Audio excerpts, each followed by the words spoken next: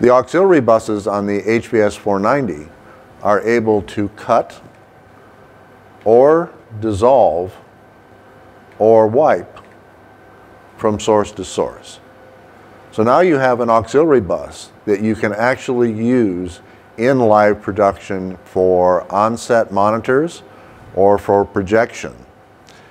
We take this one step further in the 490 by implementing our MELite technology so that you have a preview of the next transition on the auxiliary bus. So all 12 of our auxiliary buses are able to cut, mix, and wipe. In addition, the auxiliary buses can be assigned as MELites. So I assign an MELite to an auxiliary bus, and then on the control stripe, I choose MELite. So now MELite is my ME. MELites have up to 4 keyers assigned to them. So I have a MELite control with background transition and keyers. So on screen now I see a complete preview and program using MELite that is exactly as you would see it using ME1 or ME2.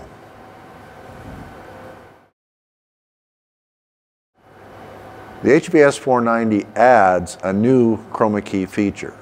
There are 4 Chroma Keys available that can be assigned to any keyer on the switcher.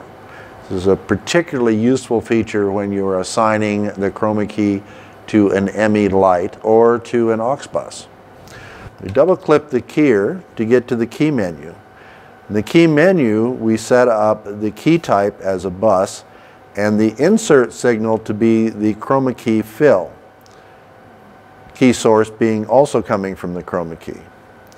Then in the Chroma Keyer menu, we have a choice of sampling up to 3 points on the Chroma Key. So to access this, we turn our cursor on, and then on our preview monitor, we can see the Chroma Key camera source, and we can choose where to sample the background. So if I sample there, you see the Chroma Key background being changed from its color to gray. Sample again, and then maybe I sample out here if I have an uneven background. Okay.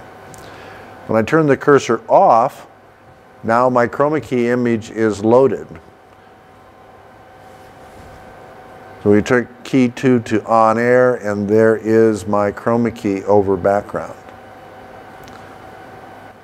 In addition to the automatic setup, I can page through to the controls to allow me to fine-tune the Chroma Key even more. Our Chroma Key system gives you control of matte adjust, various filters, and also shrinking of the key. The image that you see here, if I shrink the top, I eliminate the black line from the top of that Chroma Key. I can shrink top, bottom, left, and right sides. The left and right I can shrink up to 2 pixels. To do a alpha key or a lower third key, we set up another keyer with a key type of bus, an insert signal coming from our still 3 in this case, and the key source signal coming from the alpha channel. Only thing needed to do with this is to simply turn it on. All of the settings are done for you in the keyer. Clip and gain are set by default as linear keys. Of course, if you needed to increase the clip and gain settings, you could do that. Anytime you want to come back to your default settings, it's only necessary to hold down the control to reset to default.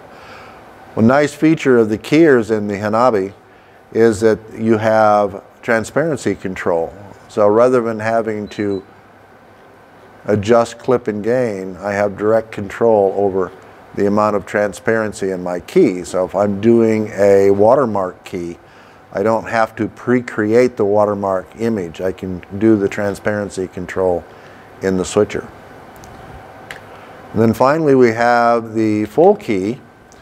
So in the case of a full key, I am creating the alpha channel based on the entire raster.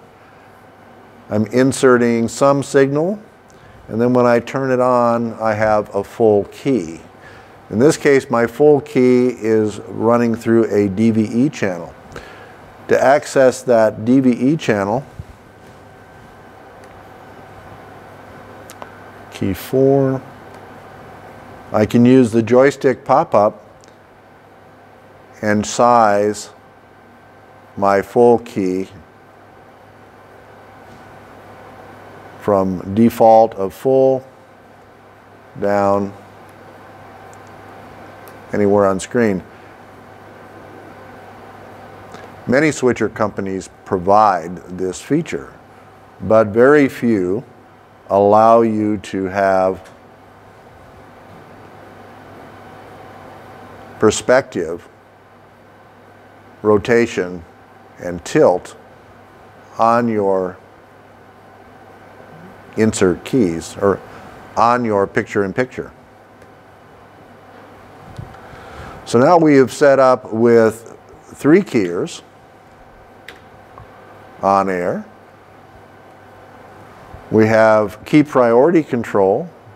So in this case, I don't want the picture-in-picture to be at the front. I want it to be behind the Chroma Key. And I want the Chroma Key to be behind the text. So there we have a 3-channel composite on ME1 output of the switcher.